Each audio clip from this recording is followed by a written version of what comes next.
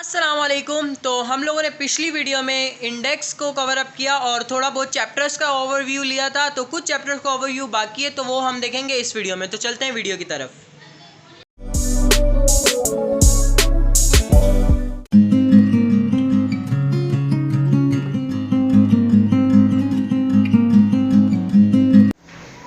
तो हम बात कर रहे हैं रिप्रोडक्शन के बारे में, ठीक है।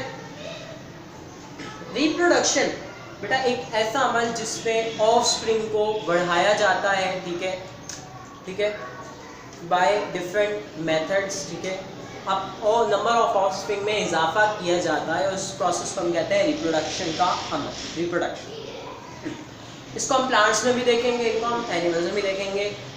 प्लांट्स में बेटा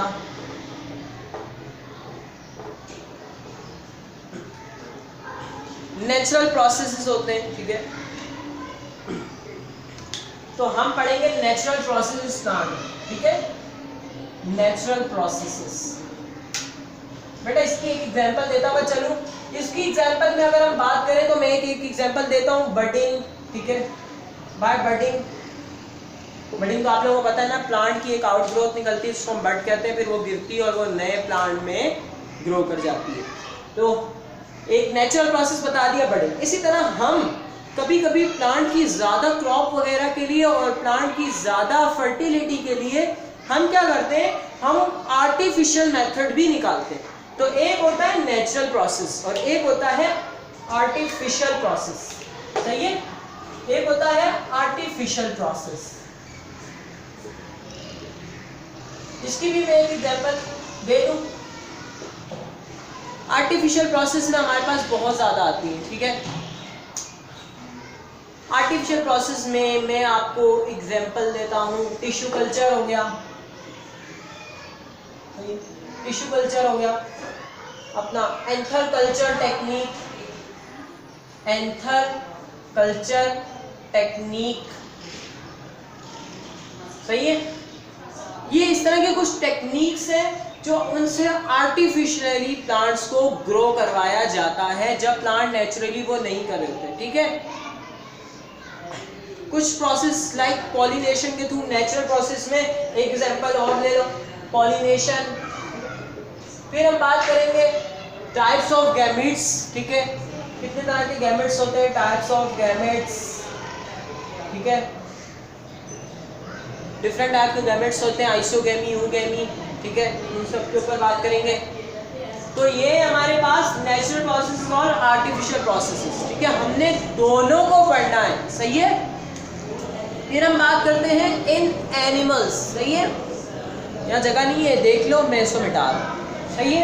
ये आ गया हमारे पास प्लांट्स के अंदर। फिर हम पढ़ेंगे एनिमल्स के अंदर रिप्रोडक्शन का अमल, ठीक है, reproduction in animal. In animals पे यानी ज़ूलॉजी पार्ट पे बात कर रहे हैं, ठीक है। अगर हम बात करें बेटा इन एनिमल्स, ठीक है, इन एनिमल्स में हम पढ़ेंगे नेचुरल प्रोसेसेस, इसमें हम गैमेट्स के बारे में पढ़ेंगे, इसके हम पढ़ेंगे, ठीक है। इसका हम एक कॉन्सेप्ट लेंगे, ओविपैरिटी और विविपैरिटी का कॉन्सेप्ट लेंगे, ठीक है। मोनोओशियस, डायोशियस,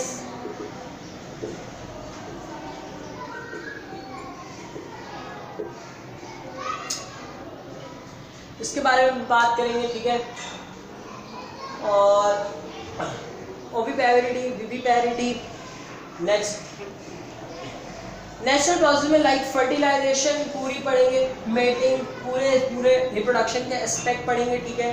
मेटिंग, फर्टिलाइजेशन, ओवम कैसे बनता है, फिर अपने मतलब गैमेट कैसे बनते हैं, गैमेटोजेनेसिस, इसमें स्पर्मेटोजेनेसिस, ये सब यानी हम रिप्रोडक्शन का पूरा पार्ट पढ़ेंगे, रिप्रोडक्शन एस्पेक्ट्स भी पूरे पढ़ेंगे, ठीक है, कैसे क्या होता है, तो ये XYZ,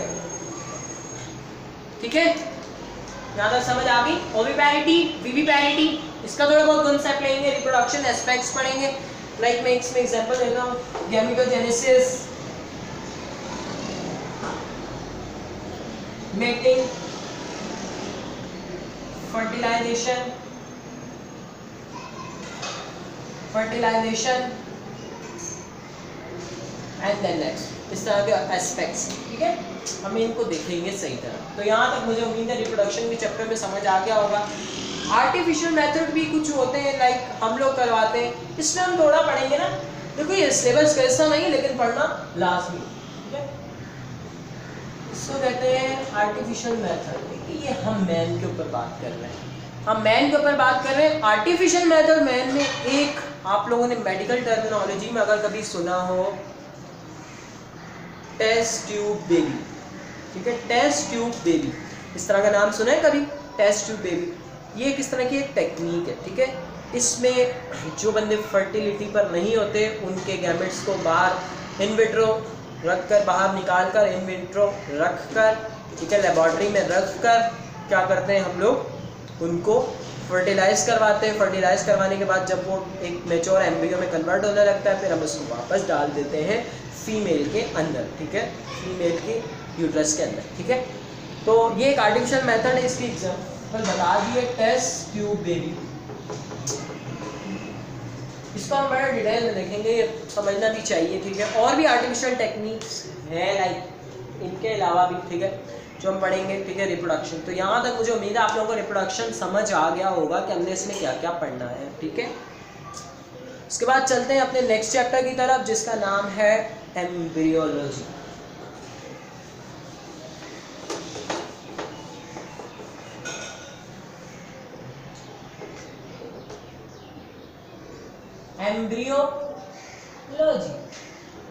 एम्ब्रियोलॉजी या डेवलपमेंटल बायोलॉजी दोनों नाम है इसके, सही है, डेवलपमेंटल बायोलॉजी। बेटा इस चैप्टर में हम क्या पढ़ने वाले हैं, इस चैप्टर में हम पढ़ने वाले हैं कि जब जाइगोट बन जाए, मेल और फीमेल गैमेट फ्यूज होकर जाइगोट बना लें, और जाइगोट को एक अडल्ट तक जो चेंजेस आती हैं, और वो क्या चेंजेस आती हैं, वो डेवलपमेंट कहलाती है, ठीक है। वो जो उसमें ग्रोथ का अमल, बढ़ने का अमल, चेंजेस आती हैं, वो सारी कहलाती है डेवलपमेंट। वो सब चीज़ें हम बायोलॉजी की इस फील्ड में पढ़ते हैं, एम्ब्रियोलॉजी या डेवलपमेंटल बायोलॉजी, ठीक है। That sperm and that egg fuse होकर गैमेट बनाएंगे, गैमेट ने कन्वर्ट होता है एक लाइक एम्ब्रियो के अंदर, और एम्ब्रियो ने फिर किसी मदर वूम के अंदर, ठीक है, एक कन्वर्ट होता है बेबी में लाइक, ठीक है। तो ये सब चीज़ें हम, सब चेंजेस को हम पढ़ेंगे, ठीक है। कि उसके मिसाल के तौर पर एक एग्जांपल ले लेते हैं, इसमें हम पढ़ेंगे, ठीक है, अगर इन एनिमल्स में बात करें, ठीक है बेटा, हम पढ़ेंगे इसमें चिक एज यूजुअल जो आपकी बुक में लिखा। फेडरल में ह्यूमन बताए हुए हैं, बट हम इसमें जो है वो चिक को पढ़ेंगे। सिंध के स्टूडेंटों, अगर आप लोगों की रिक्वेस्ट आई तो हम इंशाल्लाह ह्यूमन पर भी पढ़ लेंगे, ठीक है, रिप्रोडक्शन का अमल, मतलब एम्ब्रियोलॉजी का अमल, ठीक है, एम्ब्रियोलॉजी। चिक के बारे में पढ़ेंगे, आप लोग प्रैक्टिकल भी करोगे 48 आवर्स में क्या होता है, और 72 आवर्स में क्या होता है, आफ्टर 72। इसके हम पूरे एस्पेक्ट्स पढ़ते हैं डेवलपमेंटल बायोलॉजी में, ठीक है। सबसे पहले हमारे पास ये फ्यूज होते हैं, फर्टिलाइजेशन होती है, गैमेटोजेनेसिस होती है, फिर अपना क्या फर्टिलाइजेशन होगी, जाइगोट बनेगा, जाइगोट बनने के बाद ऑर्गेनोजेनेसिस, फिर ऑर्गेनिज्म बनेगा, फिर ऑर्गेनिज्म बनने के बाद फिर इसकी ग्रोथ होगी। लाइक ये डेवलपमेंटल एस्पेक्ट्स है, हम इन्हें पढ़ेंगे। और इसमें हम क्या पढ़ेंगे, एनिमल्स में हम बात कर रहे हैं डायरेक्ट चिक को पढ़ेंगे, ठीक है। मुझे उम्मीद है यहाँ तक समझ आ गया। और हम प्लांट्स में भी थोड़ी बहुत चीज़ें पढ़ेंगे, ठीक है। प्लांट्स में भी हम एम्ब्रियोलॉजी, प्लांट में हम डिफरेंट टेक्निक्स होती हैं, ठीक है, उनको पढ़ेंगे, और थोड़ी बहुत बातें हम इसमें पढ़ेंगे, ठीक है। प्लांट्स में टेक्निक्स हैं लाइक, अब मेरे जहन से निकल गई है, एक टेक्निक है बल्कि बहुत ज़्यादा है, ठीक है। अब इसमें हम क्लोनिंग को भी पढ़ेंगे। प्लांट्स में बात करूँ तो इन प्लांट्स हम पढ़ेंगे एम्ब्रियोलॉजी को के डिफरेंट उससे, ठीक है, सोमैटिक सेल के, ठीक है, टोटीपोटेंसी का कॉन्सेप्ट लेंगे। टोटीपोटेंट सेल डिवाइड होकर न्यू प्लांट में ग्रो कर जाते हैं, वो भी हम इन प्लांट में पढ़ेंगे, ठीक है। एनिमल्स में हमने यही सब कुछ पढ़ना है। फिर इसके पैथोलॉजी, और फिजियोलॉजी पढ़नी है, ठीक है, ठीक है। इसकी पैथोलॉजी है नहीं, चिक की ह्यूमन होती तो इसकी पैथोलॉजी भी है, ठीक है। फिर इन प्लांट्स, ठीक है, कैसे होगा ये सब चीज़ें। और अब हम बात करते हैं कि मैंने आप लोगों को शायद पिछले चैप्टर में बताया नहीं, रिप्रोडक्शन में यही सब कुछ हम पढ़ेंगे कि स्पर्म कैसे बनेगा, ठीक है, स्पर्म कैसे बनेगा, ओवम कैसे बनेगा, किस तरह यूटिलाइज होंगे। और शायद मैं बताना भूल गया कि रिप्रोडक्शन में हम एक मेन चीज़ तो भूल ही गए, इस चैप्टर में तो हम यही पढ़ेंगे। थोड़ा बहुत रिप्रोडक्शन पे वापस आते हैं। रिप्रोडक्शन में हम पढ़ेंगे मेंस्ट्रुअल साइकिल को, ठीक है, मेंस्ट्रुअल साइकिल, हम पढ़ेंगे reproductive part of male and female, reproductive system या रिप्रोडक्टिव सिस्टम कहते हैं, रिप्रोडक्टिव सिस्टम ऑफ मैन यानी मेल एंड फीमेल दोनों के, ये मैं भूल ही गया था, ठीक है, इन दोनों को पढ़ेंगे। फिर फीमेल में एक मेंस्ट्रुअल साइकिल होती है, ठीक है, उसको पढ़ेंगे, ठीक है, 28 डेज की मेंस्ट्रुअल साइकिल होती है, कैसे ओवम फर्टिलाइज करता है, क्या क्या होता है, कैसे फर्टिलाइज होकर उसके बाद अपना बेबी एम्ब्रियो तक पहुंचता है, ये इसमें हम थोड़ा बहुत पढ़ेंगे, ठीक है। उसमें हम क्या पढ़ेंगे, एम्ब्रियो में क्या क्या चेंजेस आएंगे, क्या जाइगोट से कैसे वो एक अडल्ट तक जाता है, और इसमें हम और रिप्रोडक्शन में ये भी पढ़ेंगे एनिमल्स में यानी मेल में, सही। यहाँ तक उम्मीद आप लोगों को समझ आ गया होगा। रिप्रोडक्शन हो गया, डेवलपमेंटल बायोलॉजी हो गई, क्रोमोसोम एंड डीएनए इस पर बात करते हैं, ठीक है।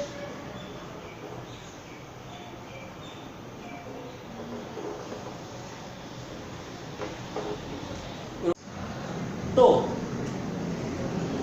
क्रोमोसोम और डीएनए के ऊपर बात करते हैं। इसमें हम यही पढ़ेंगे क्रोमोसोम क्या होते हैं, डीएनए क्या है। ये एज यूजुअल आप लोग जब बायोलॉजिकल मॉलिक्यूल में इन पर तफसील से पढ़ के आओगे, लेकिन अब भी आप तफसील से पढ़ोगे, ठीक है। डीएनए की डिस्कवरी, इनकी डिस्कवरीज पढ़ोगे, ठीक है।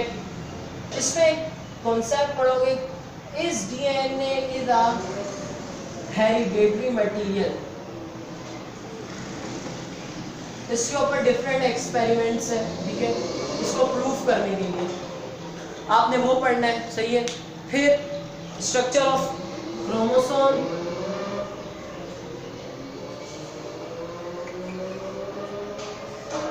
और डीएनए दोनों के स्ट्रक्चर को पढ़ना है, ठीक है। इसमें बहुत सारी चीज़ें आती हैं, अपना डीएनए में अपना नाइट्रोजनस बेसेस, शुगर और इस तरह की चीज़ें। स्ट्रक्चर ऑफ क्रोमोसोम, डीएनए, सही है। और अपना क्या रह गया, क्रोमोसोम का स्ट्रक्चर पढ़ लिया, उसमें पढ़ना है डीएनए का स्ट्रक्चर पढ़ना है, एक्सपेरिमेंट्स सारे पढ़ने।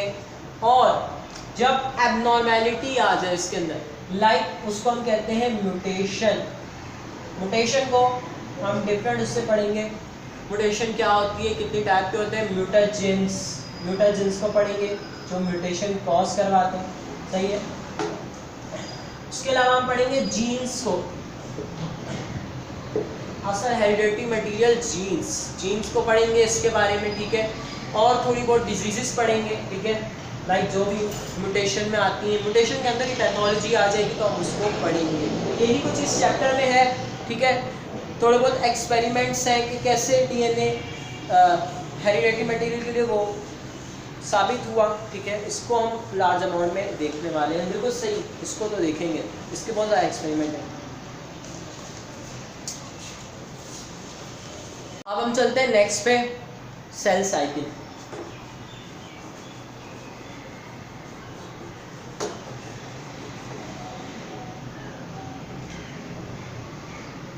सेल साइकिल, इसमें हम सेल साइकिल ही पढ़ेंगे, ठीक है। इसमें हम इसके phases of cell cycle, interphase, phase, ये सब चीज़ें इसमें आ जाएंगी, ठीक है। इसके अलावा हम पढ़ेंगे माइटोसिस, मियोसिस, एमाइटोसिस, ठीक है। और पढ़ेंगे एपोप्टोसिस और नेक्रोसिस, एपोप्टोसिस और नेक्रोसिस को पढ़ेंगे।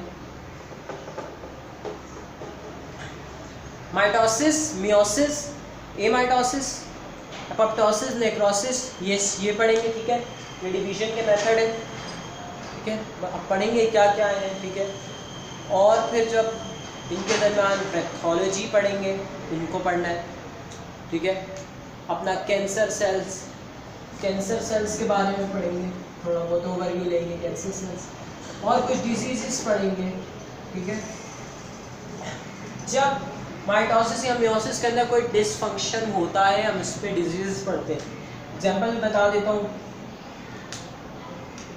क्लाइनफिल्टर सिंड्रोम, ठीक है। अपना नेक्स्ट डाउन सिंड्रोम, ये दो एग्जाम्पल मेरे जहन में आ गई थी, तो इसको हम पढ़ेंगे। शायद इसी के लास्ट में, बल्कि नहीं, इसमें नहीं है, वो डिफरेंट है। तो मुझे उम्मीद है आप लोगों को इस चैप्टर में समझ आ गया होगा कि हम लोगों ने क्या क्या पढ़ना है, ठीक है। इनके अंदर इवेंट्स क्या क्या, कैसे कैसे माइटोसिस होती है, क्या क्या स्टेप्स होते हैं, इनको लार्जली हम देखेंगे, ठीक है। डिटेल में देखेंगे, माइटोसिस भी, मियोसिस भी, एमाइटोसिस भी, ठीक है। फिर उसके अलावा एपोप्टोसिस, नेक्रोसिस देखेंगे ये क्या होती है, ठीक है। फिर कैंसर सेल देखेंगे किस तरह डिवाइड होते हैं, क्या होते हैं कैंसर सेल, क्यों मैंने कैंसर सेल्स कहते हैं, ठीक है। और फिर हम इनमें डिसीजेस पढ़ेंगे, सही है। यहाँ तक मुझे उम्मीद है आप लोगों को मेरी बातें समझ आ रही होंगी, सही है। सेल साइकिल हो गया। अब हम चलते हैं नेक्स्ट चैप्टर की तरफ, सेल साइकिल के पास। बायोटेक्नोलॉजी, अब नेक्स्ट चैप्टर है हमारे पास जेनेटिक्स, ठीक है। शायद ये मैंने अपने इंडेक्स में बताना भूल ही गया होगा, इतना इंपॉर्टेंट चैप्टर जेनेटिक्स। इसमें हम पढ़ेंगे जीन्स के बारे में, एक लाश। इसमें हम सबसे पहले पढ़ेंगे क्या, इसमें हम पढ़ेंगे जेनेटिक्स की इजाद, ठीक है। इसमें हम पढ़ेंगे सबसे पहले वर्किंग में नहीं कहेंगे, सबसे पहले पढ़ेंगे हम फादर ऑफ जेनेटिक्स को, जिसका नाम है जॉर्ज मेंडल। मेंडल साहब को पढ़ेंगे इसमें, ठीक है। क्या वर्किंग थी उनकी, किस प्लांट पे काम किया, लाइक बता देता हूँ, पी प्लांट पे काम किया, ठीक है। इनके लॉज आए थे, ठीक है। लॉ ऑफ डोमिनेंस, एक एग्जांपल से समझा देता हूँ, लॉ ऑफ डोमिनेंस, ठीक है। इन्होंने किस तरह के क्रॉस किए थे, क्रॉसेस को पढ़ेंगे, सही है। Law of dominance, law of independent assortment,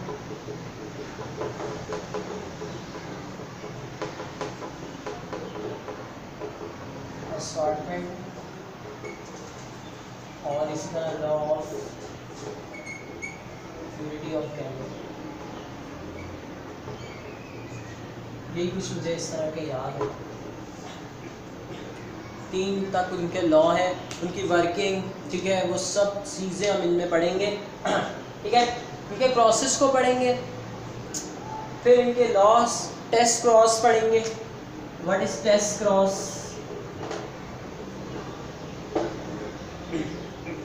फिर मॉडर्न जेनेटिक्स के क्या काम हुए, लाइक इनको फेल करने वाली कोडोमिनेंस, दूसरा अपना इनकम्प्लीट डोमिनेंस, इसको पढ़ेंगे। एपिस्टेसिस,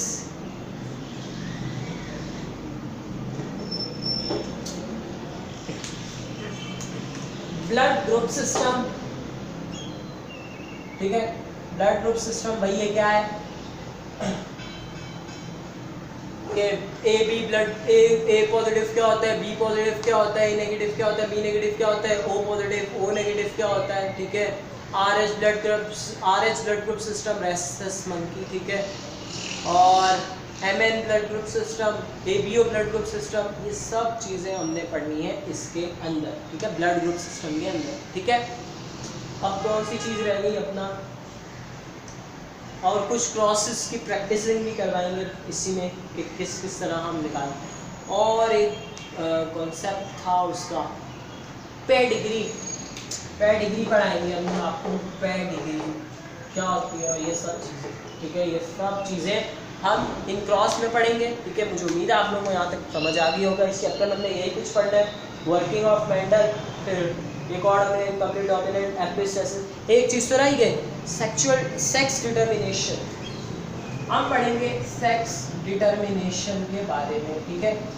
सेक्स डिटर्मिनेशन क्या है, सेक्स लिंक इनहेरिटेंस पढ़ेंगे, ठीक है। सेक्स लिंक इनहेरिटेंस और उनकी डिजीज़ पढ़ेंगे, क्योंकि डिजीज़ में अपना हीमोफीलिया और कलर ब्लाइंडनेस, डायबिटीज़ पढ़ेंगे, ठीक है। ये तीन, ठीक है। और सेक्स डिटर्मिनेशन में हम पढ़ेंगे ड्रोसोफिला में कि कैसे सेक्स डिटरमाइन किया था, ड्रोसोफिला के अंदर कैसे देखा गया, ठीक है। इनको हम लार्ज क्वांटिटी में, यही कि हम इस चैप्टर में पढ़ने वाले हैं। दिखने में बहुत ज़्यादा लग रहा है लेकिन इतना ज़्यादा नहीं है। इंशाल्लाह आप लोगों को अच्छे से अच्छा समझ में आएगा, ठीक है। नेक्स्ट चैप्टर की तरफ जाते हैं।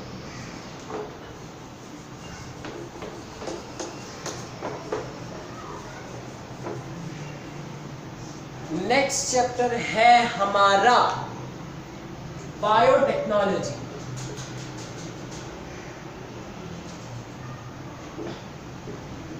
बेटा आप जानते हैं ना कि फिज़िक्स होती है, हम एक फ़िज़िक्स की थ्योरी पढ़ते हैं, ठीक है। मैं आपको कैसे एग्जांपल दूँ, हम पढ़ते हैं कि करंट, फ्लो ऑफ करंट, ठीक है। करंट होता है, कैपेसिटर देखते हैं, ठीक है। कैपेसिटेंस के बारे में पढ़ते हैं, ठीक है। कैसे उसकी कैपेसिटेंस हम करते हैं, ठीक है।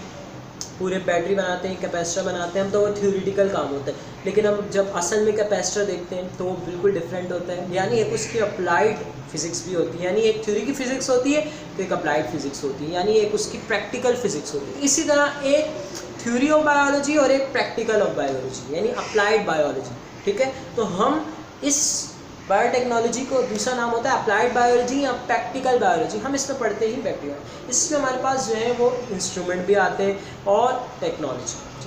इस फील्ड के मायने है वेलफेयर ऑफ मैनकाइंड, इंसानियत की खिदमत। तो बायोटेक्नोलॉजी इस फील्ड की इजाद क्या है, वेलफेयर ऑफ मैनकाइंड। इसका दूसरा नाम क्या है, अप्लाइड बायोलॉजी। अप्लाइड बायोलॉजी इसमें जो बायोलॉजी के काम है वो हम पढ़ेंगे। शायद आप लोगों ने मेरी मैट्रिक की वीडियो देखी हो कि नहीं देखी हो, उसमें मैंने इसमें डिटेल में बात की, लेकिन अभी भी इंशाल्लाह बात कर रहा हूँ।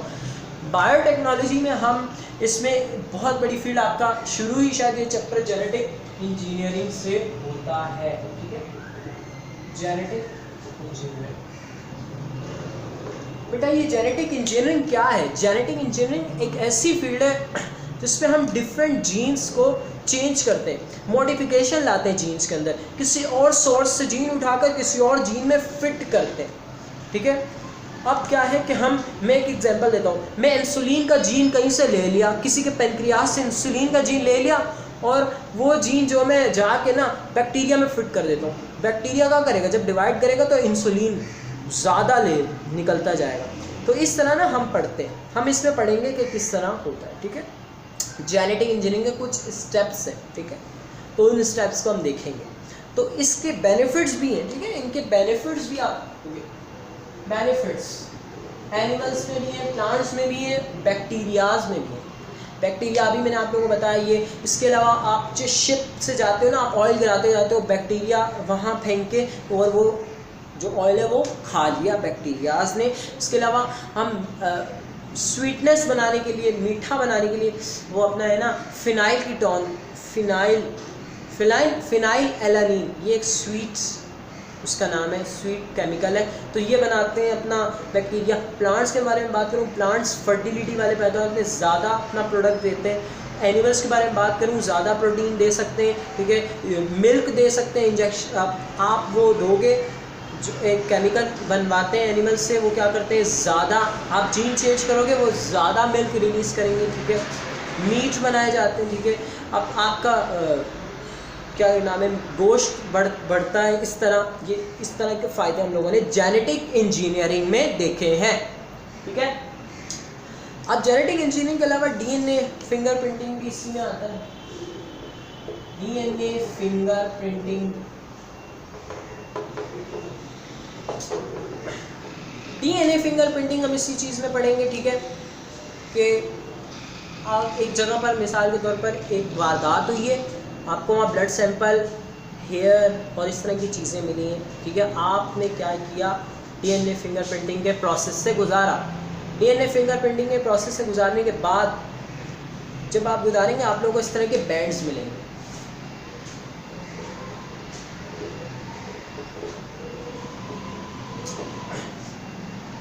फिर आपको जिन पर शक है उन सब के आप स्पॉट्स ले लो, लाइक हेयर लेना है, ब्लड लेना है, ठीक है।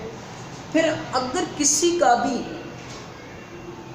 ये मिल गया ना, ये वाला बैंड्स मिल गए, सेम यही हो, सेम नहीं होते ना, इत्तेफाक भी नहीं हो सकता, सेम नहीं होते, सेम मिल गए इसका मतलब वो कातिल है, ठीक है, उसका वारदात में कोई ना कोई हाथ है। तो इस एक फील्ड ये बहुत जो है वो काम है। इसके अलावा जेनेटिक मैनिपुलेशन के ऊपर काम हुआ। जेनेटिक मैनिपुलेशन डिफरेंट टेक्निक से जीन्स को चेंज किया जाता है, ठीक है। अब वो उसका एक नाम था मुझे जहन से निकल गया, रिवर्स ट्रांसक्रिप्टेज, उसमें एंजाइम इस्तेमाल किए जाते हैं और रिवर्स ट्रांसक्रिप्शन से डिफरेंट जेनेटिक मैनिपुलेशन की जाती है। ये तो हमारी बात कर रही है एनिमल्स के ऊपर, थोड़ा बहुत इसमें प्लांट का भी रोल है, ठीक है। इसमें हम एक और चीज़ पढ़ेंगे, ठीक है, इनमें डिजीज़ पढ़ेंगे, ठीक है, जेनेटिक इनमें कुछ डिजीज़ आती हैं, ठीक है, ठीक है। फिर हम उनकी ट्रीटमेंट में जीन थेरेपी करते हैं, ठीक है, जीन थेरेपी वो पढ़ेंगे। एक म्यूकस की डिजीज़ थी, आई थिंक उससे मुझे जहन से निकले, एक तो याद आ रही है कि हम इसमें एक डिजीज़ पढ़ेंगे हंटिंगटन डिजीज़, ठीक है। हम एक पढ़ेंगे हंटिंगटन्स डिजीज़, एक पढ़ेंगे और भी एक है, मेरे जहन से नाम अभी याद नहीं आ रहा। इस तरह की 2-3 डिजीज़ पढ़ेंगे। फिर उनके ट्रीटमेंट में जीन थेरेपी पढ़ेंगे, ठीक है। जीन थेरेपी भी एक टेक्निक है जिससे इलाज किया जाता है बहुत बेहतर तरीके से, इसको हम बहुत लार्ज देखेंगे, ठीक है। फिर इसके बाद बात करें अगर जीन, ठीक है, इसके बाद बात करें जीन थेरेपी हो गई, जीन थेरेपी पढ़ेंगे। इसके बाद बात करें तो इम्प्लांट्स, इस तरह की डिफरेंट टेक्निक्स हैं, ठीक है, हमने उनको पढ़ना है।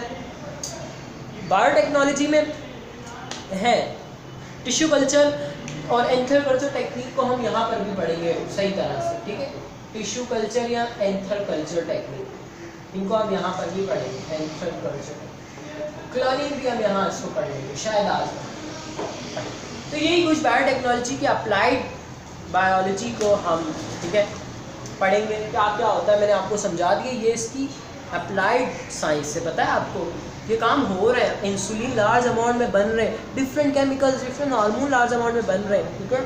डायबिटीज़ पेशेंट के लिए होते हैं ना इंसुलिन, तो वो बन रहे हैं। उसके अलावा बहुत ज़्यादा फ़वाइद है। फ़वाइद हम इंशाल्लाह इसी टॉपिक के अंदर देखेंगे, और भी बहुत ज़्यादा है, हम उसके बारे में जब टॉपिक आएगा तो टॉपिक पे बात करेंगे। तो मुझे उम्मीद है बायोटेक्नोलॉजी तक आप लोगों को समझ आ गया। अब चलते हैं नेक्स्ट चैप्टर की जानिब।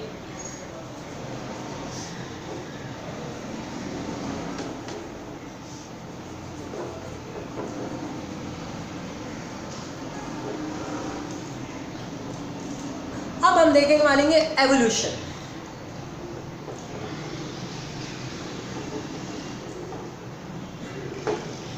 हाँ भाई, एवोल्यूशन के बारे में हम क्या पढ़ेंगे भाई? एवोल्यूशन की जो कैसे दुनिया इवॉल्व हुई है, इस चैप्टर में वो साइंस की सारी थ्योरीज लाई गई है, ठीक है।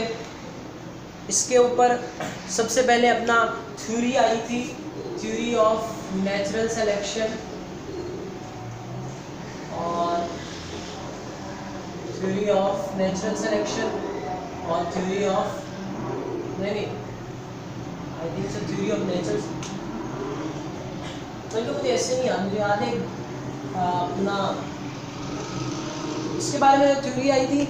एक थ्योरी अपना डार्विन और लेमार्क की थ्योरी है, इनमें डार्विन और नंबर 2 पे लेमार्क थ्योरीज आई है इनमें, ठीक है, एवोल्यूशन के ऊपर।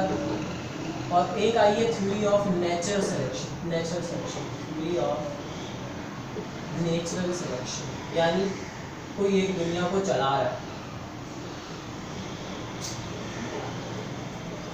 ये थ्योरी कहती थी कि दुनिया बनी नहीं है, मतलब ये थ्योरी कहती थी अल्लाह ताला ने दुनिया को बनाया, ये एक अपना क्रिश्चियन साइंटिस्ट थे उनकी थ्योरी थी, ठीक है। और ये दो कहते हैं कि दुनिया खुद ब खुद बनी है। इन्होंने अपनी थ्योरीज दी हैं जिनका इनके पास कोई प्रूफ नहीं है, ठीक है। एज अ मुस्लिम हमें इस बात पे यकीन है कि अल्लाह ताला ने दुनिया बनाई है। इन्होंने तो पता नहीं टाइम्स भी दिए हुए, इतने बिलियन पहले दुनिया बनी है, ठीक है, इतने बिलियन साल पहले दुनिया बनी है। और इस तरह की डिफरेंट थ्योरीज आई हैं। फिर इनकी थ्योरीज पर ऑब्जेक्शन लगे और इनके पास कोई जवाब नहीं है।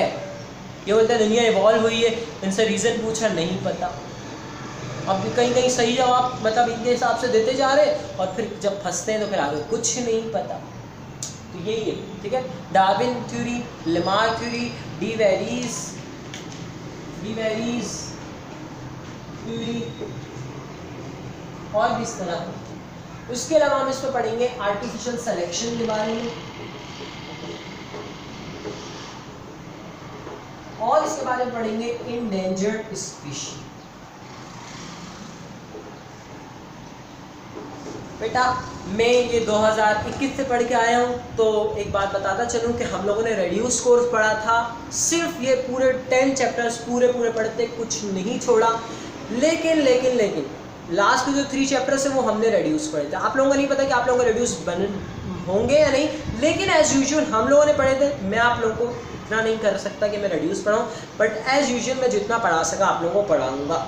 मैं आपको बता देता हूँ उसमें क्या क्या है। मैंने रेड्यूस पढ़ा था तो मुझे वही कुछ याद है। उसके अलावा डिफरेंट और टॉपिक्स होंगे तो वो तो इंशाल्लाह मैं आपको टॉपिक कवर करवाऊंगा जब टॉपिक्स आएंगे, ठीक है। वो लास्ट के जो 3 चैप्टर्स हैं वो एक तो है रटालू और वो इतने ज़्यादा कॉन्सेप्चुअल नहीं है, उनके बारे में जनरल नॉलेज की चीज़ें हैं, ठीक है। मैं हम उस पर बात करते हैं। तो मुझे उम्मीद है कि आप लोगों को ये 10 चैप्टर समझ आ गए।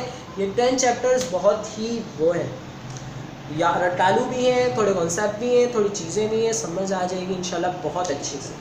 नेक्स्ट पे जाते हैं चैप्टर 11, 12, 13 तीनों को एक साथ देखते हैं ना। वीडियो भी ज़्यादा लंबी हो गई है मुझे लग रहा है, ठीक है। सेकंड ईयर है, फिर देखो ना एक वीडियो भी 40 मिनट्स की जाती है, तो क्या कह सकते हैं। ये तो फिर 40 की नहीं है।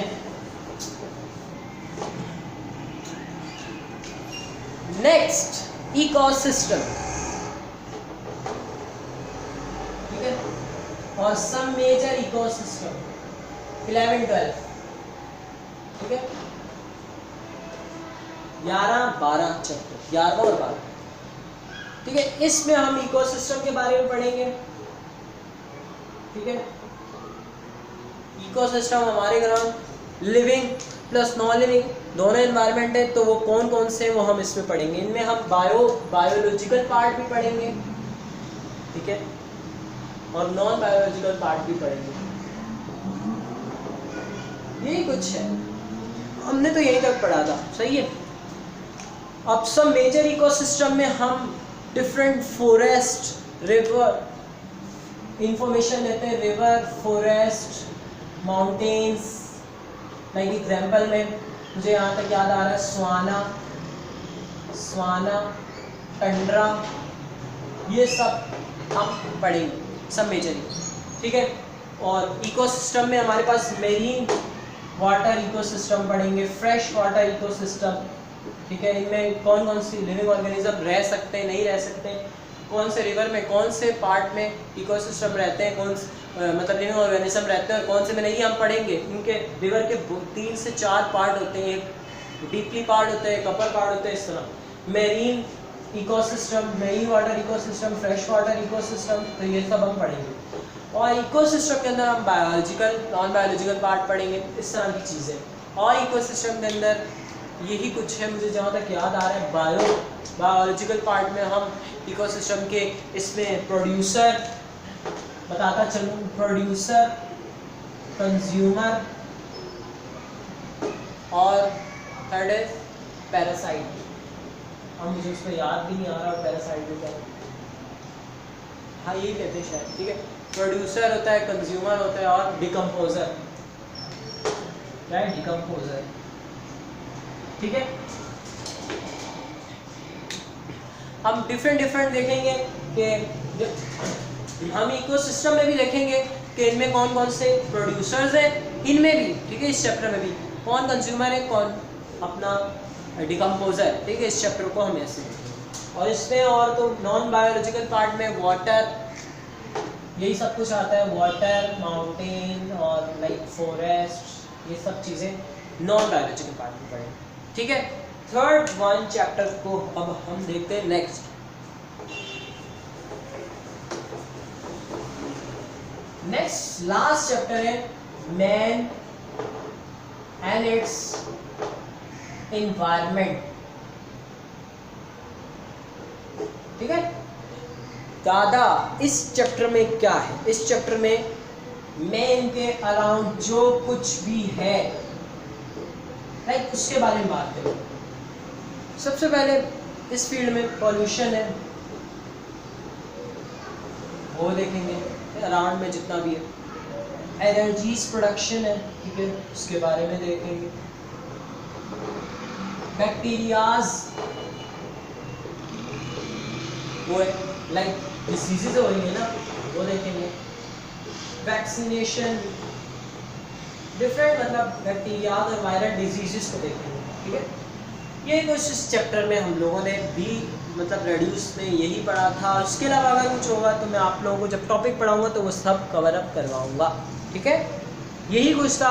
उम्मीद है आप लोगों को हमारी वीडियो समझ आई होगी, और अगर आप लोगों को हमारी वीडियो अच्छी लगे तो लाइक कर दीजिए और चैनल को सब्सक्राइब करके जाइएगा। और अगर किसी को कुछ समझ नहीं आता तो कमेंट में प्लीज़ रिप्लाई करें, ठीक है, कि मुझे यहाँ से इस पार्ट से समझ नहीं आया, उस पार्ट का जो है अपना वो पार्ट कॉपी करके कमेंट में वो कर दो, पेस्ट कर दो और हमें बता दो कि यहाँ से हमें समझ नहीं है। इंशाल्लाह वो कमेंट में ही मैं आपको बता दूंगा, यहाँ उस कमेंट की वीडियो बना के बता दूंगा कि ये चीज़ है, शॉर्ट नहीं बता दूँ से। तो मुझे उम्मीद है कि आप लोगों को यहाँ तक समझ आया होगा। यही इंडेक्स था, इसी तरह पढ़ना है और बहुत ही आसान है और बहुत ही मज़ा आने वाला है। बहुत ही आसान है और बहुत इंशाल्लाह बहुत अच्छा हम लोग पढ़ेंगे। तो तब तक के लिए इजाज़त चाहता हूँ। नेक्स्ट टॉपिक अब हमारा होगा होम्योस्टेसिस के बारे में। होम्योस्टेसिस क्या है, कौन चला रहा है, पहला चैप्टर शुरू करेंगे, ठीक है, और इस पर ही बात होगी, ठीक है। और फिर उसके बाद हम इस होम्योस्टेसिस इन प्लांट्स पढ़ेंगे, फिर एनिमल्स पढ़ेंगे। इंशाल्लाह आप लोगों को बहुत अच्छे से समझ आएगी। उम्मीद करता हूँ कि आप लोगों को बहुत अच्छे से समझ आए, और तब तक के लिए मुझे इजाज़त दीजिए। अल्लाह हाफ़िज़।